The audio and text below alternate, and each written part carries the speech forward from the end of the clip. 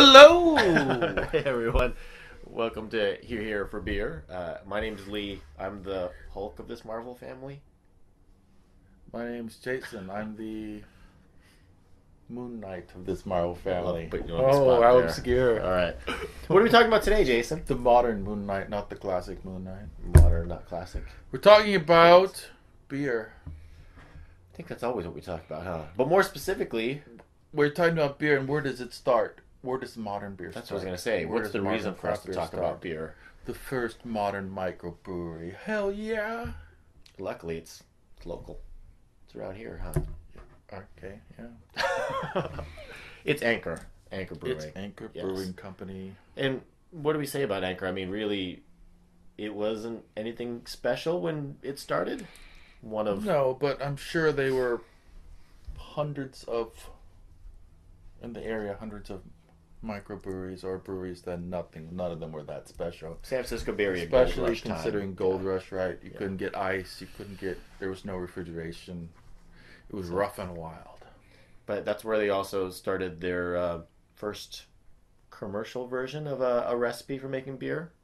Right? Steam beer. Steam beer, that's a whole thing. We should do another episode of that. Of course, yes. That's very interesting. But, I mean, what really were they also the first for when they started all of the First modern beers? modern microbrewery. Yes. They were the first modern microbrewery. First. What about the beer styles they had? Were they the first for a porter? Wait, I got one here. You do. This is the steam beer. Oh, Everyone there's a knows steam that. beer. That's right. First for the steam beer. Can you see that? Yes, you. Oh, I see it now. What about first porter? First porter. That was in 1972. First porter for North American beers. What about the first IPA? First IPA. 1975. That was really something. When it came 1975 was probably a good year for it, that was because more like an pale ale. People would think Yes. that's not really an IPA, but it was an IPA. but 1975 also saw the barley wine. First barley wine that was coming around. We like that. I think probably something that Anchor is known for. 1975 also had the first Christmas beer Yeah, Christmas beers. with all of its special labels. Same artist making them every year. Every year, the artist is drawing the same How many guys years these making people? all of these labels. Some fancy labels there too. Also, 1984, the first for wheat beer out here. I don't got one of those. That's right. We don't really looking for the wheat beers there too. But also, how about 1997, the first small beer? I don't have that. That's all right. We've got plenty of beer here for. Here's for a Anchor, lager. but I'll there's a pretend lager. there's- Yeah, not the first, but what motivated Anchor? I mean, well, what really brought them to being such beer revolutionaries? Anchor, could it have What did been it? a person? Fritz Someone- Maytag. Fritz Maytag. Yes. And I think we'll get around to Fritz Maytag if we talk about the whole I'm gonna history clean of. the table off. That's a good idea. I'll try not to make noise. You keep talking. Well, yes, and then I've met Fritz Maytag show a off. number of times, and he Show was off. a super awesome guy. You're such a show off. But really, he came around the When he end. first came in of the history. Yes. when I first saw him in the brewery, he came in and I was like, "Oh, Dreamweaver."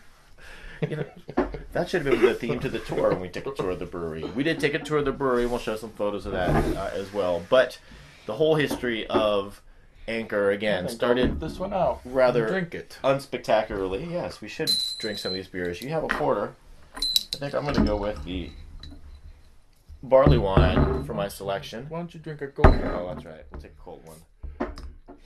And again, kind of an unspectacular history, as we said, until Prohibition happened. And then nothing really happened on record during Prohibition and Anchor Brewing. And when they came, and also between that time of when they started, we forget that actually they started and then they moved around quite a bit through San Francisco. I think their first location was somewhere around where it'd be like Russian Hill, Polk, around where the old Cala Foods was, is like supposedly where it was. They had 6 different locations until the Great Earthquake. What a crappy year that was for them. But yeah, I guess, a nice, horrible tragedy every month or so, right? So the original owners of them were Gottlieb and Breckel. Gottlieb was the first brewmaster. Ernest Breckel. No, not Ernest. Breckel was, yes. My mistake there.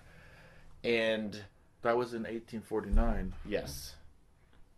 And in 1906... Was, yeah, in 1906, the Great Earthquake and Fire. Well, a few months before, one of the co-owners died suddenly. I'm going to pour mine while you go over The Great some of that. Earthquake and Fire. The brewery burnt down. A few months later, the other co-owner, Otto Schickel Jr.? Otto Yeah. Schickel, was he a junior? I think he was a junior. He was the son-in-law of the other co-owner, but he was tragically splayed by a streetcar. Yes. Not Pit in the Pendulum style, but Ichi the Killer style, like Oh my God! I straight it like through you. this way. He was cut in half that way. So, yeah, that's not so great, 1907, when that happened either. And then... We're just saying that there's many years when Anchor may have just fallen by the wayside, and it would have just been a footnote in history instead of the godfather of the microbrew revolution. Because that really started again when they came out of Prohibition, when they were doing nothing of record, as they like to say on the tour. Yes, nothing on record was happening there. They also could have failed again with, what was it, 1933, Joe Kraus and Joe Allen started serving... Well, let's say they were doing nothing of record, but then, yeah, in 33, when Prohibition was over, they suddenly started serving steam beer again. Oh, how convenient! Right when they could legally sell it again. Yeah, Joe Kraus and Joe Allen were the owners at that time. Anything and nothing really again very spectacular happened around that time. You know, in 1959, around, you know, with the rise of the American lager, the light lager that was happening. Why was everybody loving that light American lager so much? I don't know. Breweries were going out of business left and right. Refrigeration? Maybe. You know, mass distribution that could actually happen. But again, nothing really spectacular was happening, and Anchor was always on the verge of closing until right around the time of a certain spaghetti factory in San Francisco. Yeah. Was serving a certain revolutionary genius, not just for the beer market. With a but lot just a of great person. extra cash in his pocket, being the heir to the Maytag laundry fortune. I heard someone's met him a couple times. Who? Who'd Who'd they meet a couple times? Was it Frederick? Fritz Maytag. Fritz, not Frederick. That's so Did formal. I tell you what a nice guy he was? I think I've heard that there somewhere. So he was there, and he liked his Anchor steam beer, and the bartender told him at the old spaghetti factory, you know, they're going to close this place down. So he inquired about it, and he bought 51% of the company for a few $1,000. Majority owner, a few $1,000. Well, later, a few years later, he bought the rest of it. Yes. But he learned how to brew from the ground up himself. He went to Germany, he talked to a bunch of experts. He really stressed cleanliness and put systems in place. He pretty much turned Anchor around. Okay, you talk now. Okay, and with that, I mean, the whole renaissance there was that Renaissance. Renaissance. You could say it that way too. Okay, yes. I'm not just being a hipster. No, that's fine. It's good to be loose and pronounce things however you want to pronounce it. But craft beer, not really a term that's recognized by the market until That's how I pronounce Fritz that. was doing it. Craft beer, you pronounce it like that, not craft beer. Yeah, I don't Okay. say it that way. What about microbrew? Another term that really wasn't, Those were a la mode. those at the were time. not in the ether at the time. Okay. Well, there you go. I mean, they weren't really the terminology that people were using for beer. But, But that's what they were doing. excuse the pause while I drink That some was beer. Drink some 71. barley wine. Yes, and by that time was always the rise of the big macros taking over. So there truly wasn't variety available for the masses. But this is when a lot of people are starting to drink Anchor beer, and it's delicious. It's like nothing they can get, so they're starting to craft beer. They're starting to homebrew. Other breweries are starting, like New Albion, on the backs of Anchor. Boston Beer, Sierra Nevada, people like that are And picking up steam. but then Picking up Anchor's steam. Oh, yeah, we're so great spontaneous that way. But then in I planned that '79, for a week. I know you plan out all of these lines here. Yep. We don't do this on a whim after we've been drinking a lot the whole evening. But 1979 is when they moved to their current location, that we took the tour of, and we'll show some pictures of there as well on the screen. But it's a great facility, and we actually took that tour, and it's really nice. I recommend it if you're a beer fan and you're in the Bay Area. It's fun to see, all the old processes still being used. Beautiful all copper the copper kettles, yeah.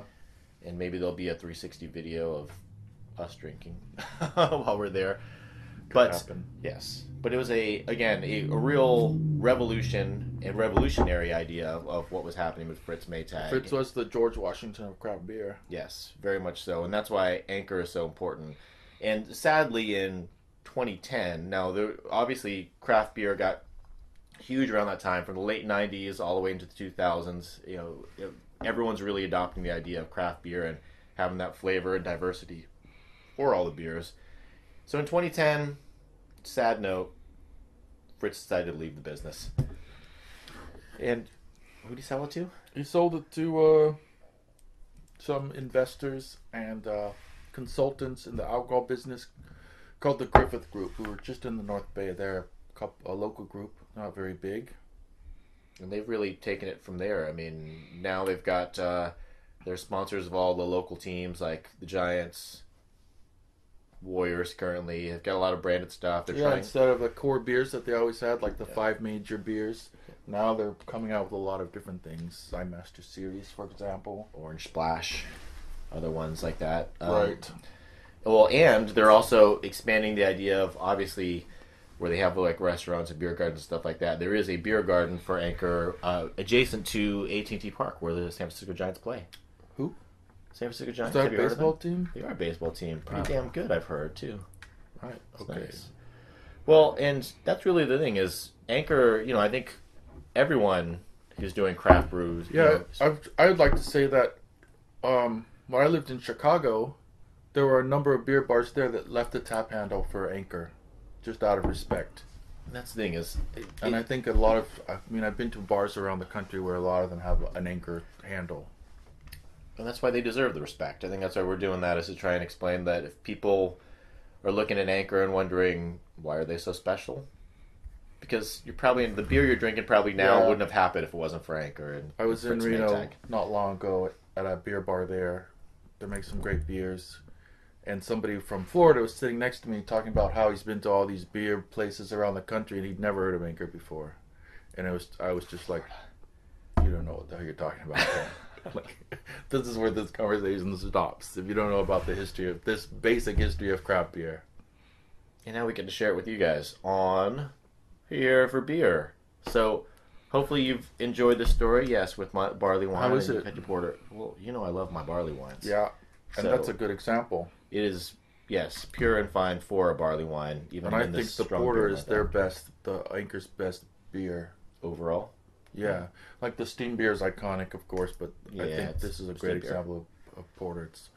It's bitter, it's smooth, it's dark, It is good. It's a great Yeah, porter drinking is good. beer. And the barley wine for this one's not overbearingly sweet or Right. cloying, and not very alcohol-y for a strong barley wine. So it's always good. And it's tried and true again. So it's the first of their kind, and they've lasted this long because they do have good quality at Anchor Brewing. So should we close it out? Close it out. All right. I'm Lee. I'm Jason. Jay. Yes. Jason from Midnight. And this is Here for Beer. Thanks again for watching, and subscribe. We'll have a Support lot your more local for you. brewery. We just did. Look. Yay! All right. Cheers. Prost. To Fritz. To Fritz.